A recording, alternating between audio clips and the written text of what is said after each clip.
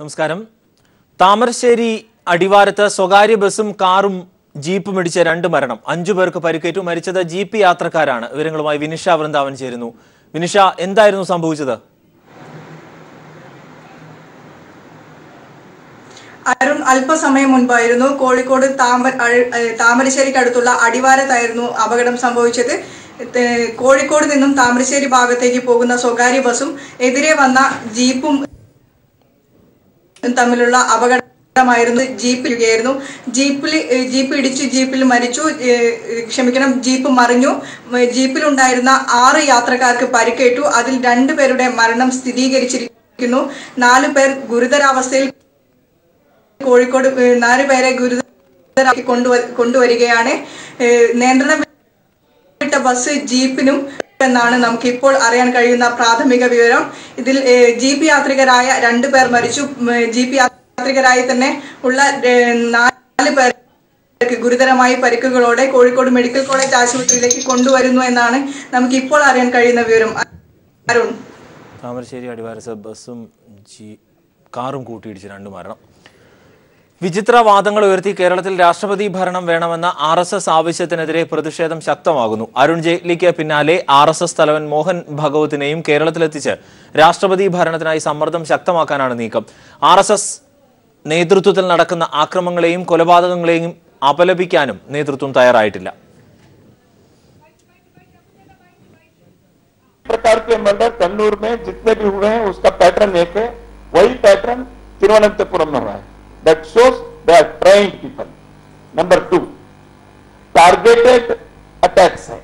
I have said in month of February and March we have requested the President of India and the Home Minister, and we are happy that the Home Minister talked to the State Chief Minister recently, and also the Governor of the state summoned the Chief Minister, and after that they took some steps to approach RSS office bearers. And we have been told that Sri Arun Jaitley, Finance Minister, is going to visit Kerala on 6th. Santhosh സർലിംഗ് ദില്ലിയിൽ നിന്ന് ചേരുന്നു. സന്തോഷ്, ഈ RSS നേതാവിന്റെ പ്രസ്താവനയ്ക്കെതിരെ വലിയ തരത്തിലുള്ള പ്രതിഷേധം കക്ഷി രാഷ്ട്രീയ ഭേദമില്ലാതെ ഉണ്ടായിരുന്നു. എന്താണ് ഇതിന്റെ പുതിയ ഡെവലപ്മെന്റ്സ്?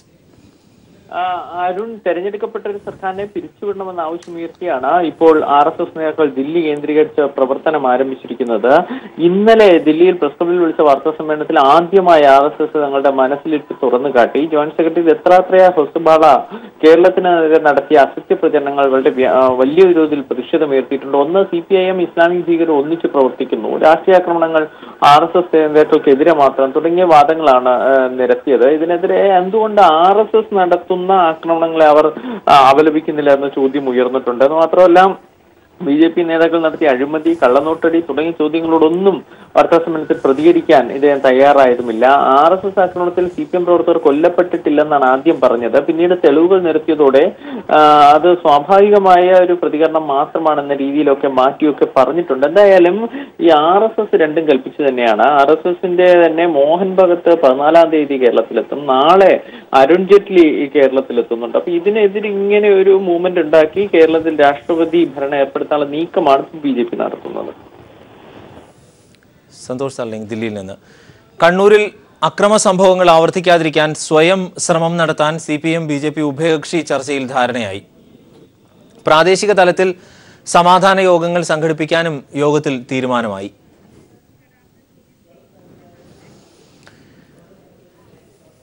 കൊച്ചിയിൽ നടിയെ ആക്രമിച്ച കേസിൽ ദിലീപിനെതിരായ കുറ്റപത്രം ഉടൻ സമർപ്പിക്കും. 90 ദിവസത്തിനകം കുറ്റപത്രം സമർപ്പിച്ച പ്രതികൾ ജാമ്യം നേടുന്നത് തടയുകയാണ് അന്വേഷണ സംഘത്തിന്റെ ലക്ഷ്യം. അതേസമയം നടിയെ ആക്രമിച്ച കേസിൽ നാദൃഷയുടെ സഹോദരൻ സമദിനെ ആലുവ പോലീസ് ക്ലബിൽ എത്തിച്ച് ചോദ്യം ചെയ്തു. നികേഷ് ചേരുന്നു. നികേഷ്, ഈ കുറ്റപത്രം അടുത്ത മാസത്തോടുകൂടി തന്നെ സമർപ്പിക്കുമോ? ഈ ചോദ്യം ചെയ്യലിൽ, ഇന്നത്തെ സമദിന്റെ ഈ ചോദ്യം ചെയ്യലിൽ എന്തെങ്കിലും വിവരങ്ങൾ ലഭിച്ചതായി അറിയാൻ കഴിയുന്നുണ്ടോ? നാദൃഷയ്ക്കെതിരായ അന്വേഷണം തുടർന്നതിന്റെ ഭാഗമായാണ് അദ്ദേഹത്തിന്റെ സഹോദരൻ സമദിനെ പോലീസ് വിളിപ്പിച്ച് ചോദ്യം ചെയ്തത്. ആലുവ പോലീസ് ക്ലബിൽ 12:15 സമദ് എത്തിയത്. ഏകദേശം 2 മണിക്കൂറോളം ചോദ്യം ചെയ്തു. കേസിലെ 1-ാം പ്രതിയായ പൾസർ സുനിയും ഇവരും തമ്മിൽ സമദും തമ്മിൽ ഉള്ള ഒരു ഫോട്ടോ പോലീസിന് ലഭിച്ചിരുന്നു. ഇത് സംബന്ധിച്ചുള്ള ഒരു അന്വേഷണത്തിന്റെ ഭാഗമായാണ് സമദിനെ വിളിച്ചു വരുത്തിയത്. അതോടൊപ്പം തന്നെ നാദിർഷ സംവിധാനം ചെയ്ത കട്ടപ്പന ഋത്തിക് റോഷൻ എന്ന സെറ്റിൽ പൾസർ സുനി എത്തിയതായി പോലീസിന് വിവരം ലഭിച്ചിരുന്നു.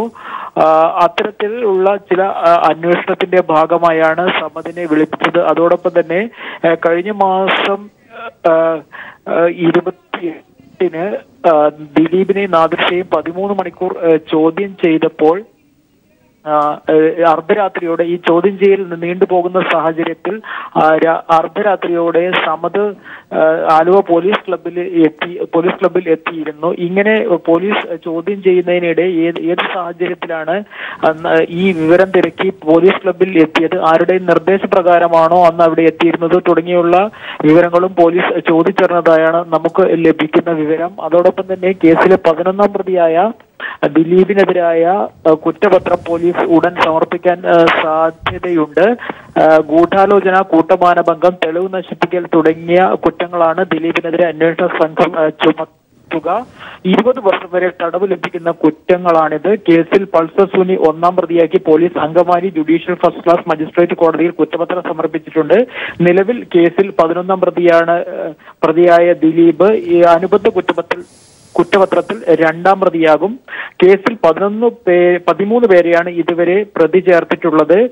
2 കുറ്റപത്രങ്ങളും ഒന്നാക്കിയാകും വിചാരണ നടത്തുക. ജയിലിൽ ഫോൺ ഉപയോഗിച്ചതിന്റെ പേരിൽ അറസ്റ്റിലായി ഇപ്പോൾ റിമാൻഡിലുള്ള മേസിൽ സുനി, വിപിൻലാൽ, വിഷ്ണു തുടങ്ങിയവരും ഈ കേസിൽ പ്രതികളാവും. പൾസർ സുനിയുടെ ആദ്യ അഭിഭാഷകൻ പ്രതീഷ് ചാക്കോ, ഇയാളുടെ ജൂനിയർ രാജു ജോസഫും എന്നൊരു കേസിൽ പ്രതികളാണ്. സ്വാഭാവികമായും കുറ്റപത്രത്തിലും ഇവർക്കെതിരായുള്ള വകുപ്പുകൾ ചേർത്തുള്ള ഒരു കുറ്റപത്രമാകും സമർപ്പിക്കുക. ഈ ഏറ്റവും അവസാനം പോലീസിന് ലഭിച്ചിരിക്കുന്ന വിവരം രാജു ജോസഫിൽ നിന്ന് ഈ കേസിലെ പ്രധാന തെളിവായ മൊബൈൽ ഫോൺ നശിപ്പിച്ചു എന്നുള്ളതാണ്. അതുകൊണ്ട് തന്നെ ഈ വഴിക്കുള്ള അന്വേഷണം പോലീസ് തുടരുന്നില്ല.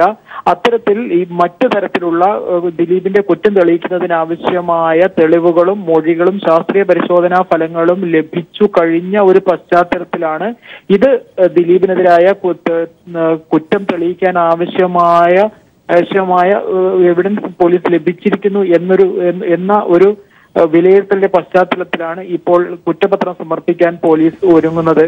അരുൺ. എസ് നികേഷ്, കൊച്ചിയിൽ നിന്ന്. ഇന്ത്യയുടെ 13ാമത് ഉപരാഷ്ട്രപതിയെ തെരഞ്ഞെടുക്കാനുള്ള വോട്ടെടുപ്പ് പുരോഗമിക്കുകയാണ്. വൈകുന്നേരം 5 മണി വരെയാണ് വോട്ടെടുപ്പ്.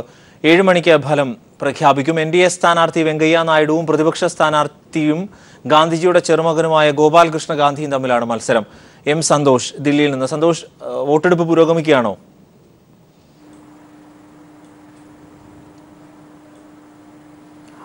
അരുൺ, രാവിലെ 10 മണിക്ക് ആരംഭിച്ച വോട്ടെടുപ്പ് പുരോഗമിക്കുകയാണ്. 90% പേർ ഇപ്പോൾ തന്നെ അവരുടെ വോട്ട് രേഖപ്പെടുത്തി. രാജ്യസഭയിലെയും ലോക്സഭയിലെയും അംഗങ്ങൾ ഉൾപ്പെടുന്ന ഇലക്ടറൽ കോളേജാണ് ഉപരാഷ്ട്രപതിയെ തിരഞ്ഞെടുക്കുന്നത്. നിലവിൽ 785 അംഗങ്ങളാണ് ഈ ഇലക്ടറൽ കോളേജിലുള്ളത്. ഇതിൽ പകുതിയിലധികം പേരുടെ പിന്തുണ ലഭിക്കുന്ന സ്ഥാനാർത്ഥി വിജയിക്കും. ഏതായാലും ഇപ്പോൾ നിലവിലെ സ്ഥാനാർത്ഥിയായ NDA സ്ഥാനാർത്ഥിയായ വെങ്കയ്യ നായിഡുവിന് വ്യക്തമായ മേധാവിത്വമുണ്ട്.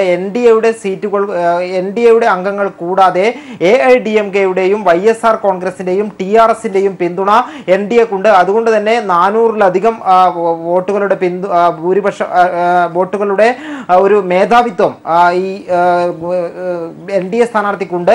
അതുകൊണ്ട് തന്നെ ഇതിൽ അട്ടിമറിയൊന്നും തന്നെ പ്രതീക്ഷിക്കുന്നില്ല. ഏതായാലും 5 മണി വരെയാണ് തിരഞ്ഞെടുപ്പ് നടക്കുന്നത്. 5 മണിക്ക് തന്നെ വോട്ടെണ്ണൽ ആരംഭിക്കും. 7 മണിയോടുകൂടി ഫലപ്രഖ്യാപനം ഉണ്ടാകും. 18 പ്രതിപക്ഷ പാർട്ടികൾ ഒന്നിച്ചാണ് ഗാന്ധിജിയുടെ ചെറുമകനായ ഗോപാലകൃഷ്ണ ഗാന്ധിയെ വെങ്കയ്യ നായിഡുവിനെതിരെ മത്സരത്തിന് ഇറക്കിയിരിക്കുന്നത്. ഈ തിരഞ്ഞെടുപ്പിൽ വിജയപ്രതീക്ഷയ്ക്കപ്പുറത്ത് പ്രത്യയശാസ്ത്രപരമായ ഒരു പോരാട്ടം എന്നാണ് പ്രതിപക്ഷം ഇതിനെ വിശേഷിപ്പിക്കുന്നത്. നേരത്തെ രാഷ്ട്രപതി തിരഞ്ഞെടുപ്പിൽ NDA സ്ഥാനാർത്ഥി രാംനാഥ് കോവിന്ദിന് പിന്തുണ നൽകിയ JDU ഈ ഉപരാഷ്ട്രപതി തെരഞ്ഞെടുപ്പിൽ ഗോപാലകൃഷ്ണ ഗാന്ധിക്കാണ് പിന്തുണ നൽകുന്നത്. നേരത്തെ തന്നെ ഈ ബീഹാറിൽ നിന്നും നിതീഷ് കുമാർ NDA പാളയത്തിലേക്ക് പോകുന്നതിന് മുൻപേ തന്നെ ഗോപാലകൃഷ്ണ ഗാന്ധിക്ക് പിന്തുണ പ്രഖ്യാപിച്ചതാണ്. അതുകൊണ്ടാണ് ആ നിലപാടിൽ പിന്നീട് മാറ്റം വരുത്താതിരുന്നത്. ഏതായാലും വോട്ടെടുപ്പ് ഇപ്പോൾ പുരോഗമിക്കുകയാണ്. 5 മണിയോടുകൂടി വോട്ടെണ്ണൽ പൂർത്തിയാക്കി 7 മണിക്ക് തന്നെ ഫലപ്രഖ്യാപനം ഉണ്ടാകും. അരുൺ. സന്തോഷാണ് വിവരങ്ങൾ നൽകിയത് ദില്ലിയിൽ നിന്ന്. മിസോറാം ധനമന്ത്രിയുമായി ലോട്ടറി വിഷയത്തിൽ ചർച്ച നടത്തുമെന്ന് തോമസ് ഐസക് പറഞ്ഞു. കേരളത്തിൽ ലോട്ടറി വിൽക്കില്ല എന്ന് മിസോറാം അറിയിച്ചുവെന്നും ധനമന്ത്രി പറഞ്ഞു. മിസോറാം ലോട്ടറി സംബന്ധിച്ച് ആ സർക്കാരിൽ നിന്ന് നമുക്ക് വിവരങ്ങൾ നേരിട്ട് ലഭിച്ചിട്ടില്ല. മാധ്യമങ്ങളിൽ വന്ന റിപ്പോർട്ടാണ് എൻ്റെയും പ്രതികരണത്തിന് അടിസ്ഥാനം. എന്നാൽ അതിൽ വിഷ്വലുണ്ട്, കൃത്യമായിട്ടും മന്ത്രി പറയുന്നു. അതിനെ കേരളം പൂർണ്ണമായിട്ടും സ്വാഗതം ചെയ്യുകയാണ്. കേരളത്തിലെ സർക്കാരിൻ്റെ ശക്തമായ പ്രതിഷേധം കണക്കിലെടുത്ത് കേരളത്തിൽ ലോട്ടറി വിൽക്കുന്നതിന് തയ്യാറാവുന്നില്ലെന്ന് മിസോറാം ധനമന്ത്രി പറഞ്ഞത് GST കൗൺസിലിലെ ഇന്നത്തെ യോഗത്തിൽ നിശ്ചയമായിട്ട് അദ്ദേഹത്തെ കാണും. കേരളത്തിൻ്റെ നന്ദി അറിയിക്കും. അദ്ദേഹത്തോട് ഈ കാര്യങ്ങൾ ചർച്ച ചെയ്യുകയും ചെയ്യും. കോഴിക്കോട് വെങ്ങളത്ത് പോത്തുകളെ കുത്തി നിറച്ച കണ്ടെയ്നർ ലോറി അപകടത്തിൽപ്പെട്ടു. ക്ലീനർ മരിച്ചു. നിർത്തിയിട്ട ലോറിക്ക് പിന്നിൽ കണ്ടെയ്നർ ഇടിക്കുകയായിരുന്നു. പോലീസ് എത്തി പോത്തുകളെ റോഡരികിലേക്ക് മാറ്റിക്കെട്ടി.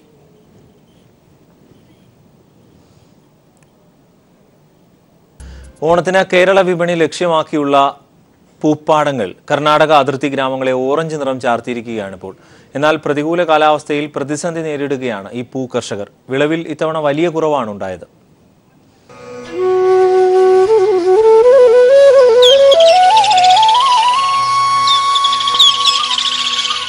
കേരള അതിർത്തിയിൽ മുത്തങ്ങയിൽ നിന്ന് ബന്ദിപ്പൂർ വനമേഖല പിന്നിട്ടാൽ പിന്നെ ഈ നിറമാണ് ചുറ്റിലും.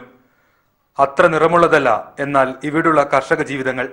പച്ചക്കറി കൃഷി കഴിഞ്ഞ് മൺസൂൺ കാലത്തോടടുപ്പിച്ചാണ് ചെണ്ടുമല്ലി കൃഷി. ചെണ്ടുമല്ലി നട്ട സമയത്ത് വരൾച്ച കൃഷിയെ ബാധിച്ചു. ശരാശരി 600 മില്ലിമീറ്ററാണ് ഇവിടുത്തെ വർഷപാതം. അല്പം വേനൽ മഴ ലഭിച്ചുവെങ്കിലും മഴക്കാലം കൈവിട്ടു. വിത്തും വളവും നൽകുന്ന കമ്പനികൾ ഈ വർഷം കർഷകരിൽ നിന്ന് കിലോയ്ക്ക് 5 രൂപ 50 പൈസയ്ക്കാണ് പൂ വാങ്ങുന്നത്. വിളവ് കുറഞ്ഞതിനാൽ ഇത് അംഗീകരിക്കില്ലെന്നാണ് കർഷകർ പറയുന്നത്. ഏക്കറിന് 5000 രൂപ മുതൽ 12000 രൂപ വരെ പാട്ട് നൽകിയ കർഷകർ ഭീമമായ നഷ്ടത്തെയാണ് അഭിമുഖീകരിക്കുന്നത്. ഇപ്പൊ മഴ കമ്മിയാണ്. 3 മാസം ശരിക്കും നല്ല മഴ പോയിട്ട് ചെറുതായിട്ട് ചാടേണ്ടത് എവിടേക്കും എത്തിയില്ല. മഴ നനവ് കുറവാണ്. നമ്മുടെ അടുത്ത് കിണറുണ്ട്, കിണറിന് വെള്ളമുണ്ടായി പോയി. അതുകൊണ്ട് ഇപ്പം ഈ കൊല്ലം കുറച്ച നഷ്ടം കുറവാണ്. ചെയ്ത പ്രണികളൊക്കെ ചെറുതായിട്ട് നഷ്ടം ഉണ്ടാവും. നമുക്ക് കിലോന് 550 കിട്ടും, ടണ്ണിന് 5500 രൂപ കിട്ടും. ആ പൈസ മാത്രമേ നമുക്ക് കിട്ടുള്ളൂ. പ്രധാനമായും ചെണ്ടുമല്ലിയാണെങ്കിലും ഇതു മാത്രമല്ല, മലയാളിക്ക് പൂക്കളം ഒരുക്കേണ്ട ഒട്ടുമിക്കതും ഇവിടെയുള്ള പൂപ്പാടങ്ങളിൽ ഇപ്പോഴുണ്ട്. ഓണവിപണി ലക്ഷ്യമിട്ട് കൃഷി ചെയ്യുന്ന കർഷകർ അക്കാലത്തെ മികച്ച പൂവില ഗുണം ചെയ്യുമെന്ന് കരുതുന്നു. News bureau, Wayanad. ISROയിലെ കുടിപ്പക വ്യക്തമാക്കി G. മാധവൻ നായരുടെ ആത്മകഥ അഗ്നി പരീക്ഷകൾ. ആൻഡ്രിക്സ് ദേവാസ് അഴിമതി വിഷയത്തിൽ തന്നെ പെടുത്തിയത് തന്റെ പിൻഗാമി K. രാധാകൃഷ്ണനാണ് എന്ന് മാധവൻ നായർ. ISROയ്ക്ക് വേണ്ടി വിയർപ്പൊഴുക്കിയ ഞങ്ങൾക്ക് ലഭിച്ചത് അപമാനവും റിട്ടയർമെന്റ് കാലത്തെ സമാധാനക്കേടും മാത്രമാണ് എന്നും മാധവൻ നായർ പുസ്തകത്തിൽ കുറിക്കുന്നു. ISROയിലെ കുടിപ്പക തുറന്നുകാട്ടിയുള്ള പുസ്തകമാണ് മുൻ ചെയർമാൻ G. മാധവൻ നായരുടെ അഗ്നിപരീക്ഷകൾ എന്ന ആത്മകഥയിലുള്ളത്. രാജ്യത്തെ ഞെട്ടിച്ച ആൻഡ്രീസ് ദേവാസ് അഴിമതി വിവാദത്തിലേക്ക് തന്നെ വലിച്ചിഴച്ചത് മുൻ ISRO ചെയർമാൻ ഡോക്ടർ K. രാധാകൃഷ്ണനാണെന്ന് മാധവൻ നായർ തുറന്നെഴുതുന്നു. ഒരു ദേശീയ പത്രത്തിൽ അഴിമതിയുമായി ബന്ധപ്പെട്ട വാർത്ത വന്നപ്പോൾ തന്നെ ഇതുമായി ബന്ധപ്പെട്ട വിശദീകരണം പ്രധാനമന്ത്രി മൻമോഹൻ സിംഗിന് താൻ നൽകിയിരുന്നു. കാര്യങ്ങൾ വിശദീകരിച്ചപ്പോൾ തങ്ങൾ പറയുന്നതിന് വിരുദ്ധമായാണ് രാധാകൃഷ്ണന്റെ വാദമെന്നാണ് പ്രധാനമന്ത്രി പറഞ്ഞത്. ഒപ്പം രാധാകൃഷ്ണൻ താങ്കളുടെ ചോയ്സായിരുന്നുവെന്നും സൂചിപ്പിച്ചു. ISRO സെക്രട്ടേറിയറ്റിലെ ഒരു ശാസ്ത്രജ്ഞന്റെ പരാതിയാണ് ആദ്യം അഴിമതി ചൂണ്ടിക്കാട്ടിയത്. 2G സ്പെക്ട്രം കത്തിനിന്ന ഘട്ടത്തിൽ അതിനേക്കാൾ വലിയ അഴിമതിയായി ആൻഡ്രിക്സ് ദേവാസ് ഇടപാട് ഉയർത്തുക എന്നതായിരുന്നു ചിലരുടെ ലക്ഷ്യം. കാലുപിടിച്ചും സേവ പിടിച്ചും സ്ഥാനത്തെത്തിയ തന്റെ പിൻഗാമിക്ക് തന്നോട് വൈരാഗ്യത്തിനുള്ള കാരണം ഇന്നും തനിക്കറിയില്ലെന്ന് മാധവൻ നായർ ആത്മകഥയിൽ പറയുന്നു. News bureau, Thiruvananthapuram. GSTയെക്കുറിച്ചുള്ള സംശയ നിവാരണത്തിന് കൊല്ലത്ത് ആരംഭിച്ച ജില്ലാതല ഫെസിലിറ്റേഷൻ സെന്റർ മാതൃകയാവുന്നു. എല്ലാ ദിവസവും GST സംബന്ധിച്ച് കൗൺസിലിംഗിൽ 100 കണക്കിന് പേരാണ് പങ്കെടുക്കുന്നത്.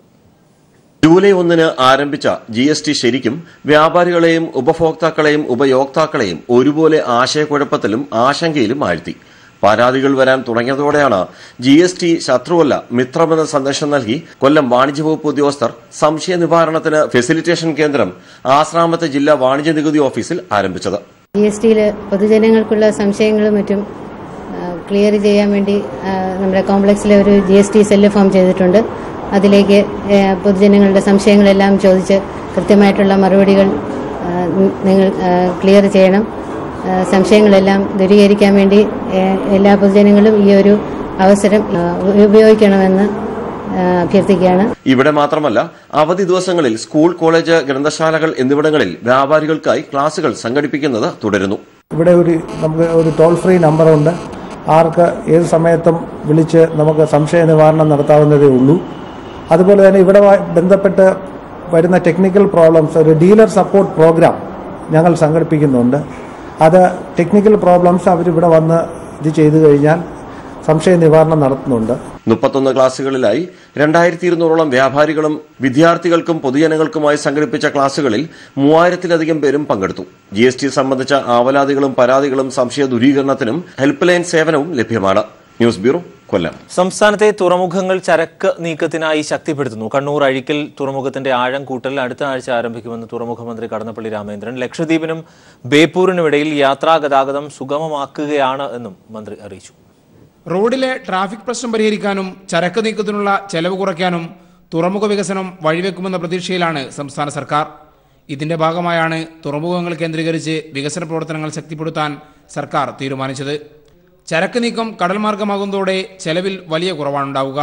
കണ്ണൂർ വിമാനത്താവളത്തിന്റെ സാധ്യത കൂടി പരിഗണിച്ച് അഴീക്കൽ തുറമുഖ വികസനം ഉടൻ ആരംഭിക്കുമെന്ന് മന്ത്രി കടന്നപ്പള്ളി രാമേന്ദ്രൻ പറഞ്ഞു.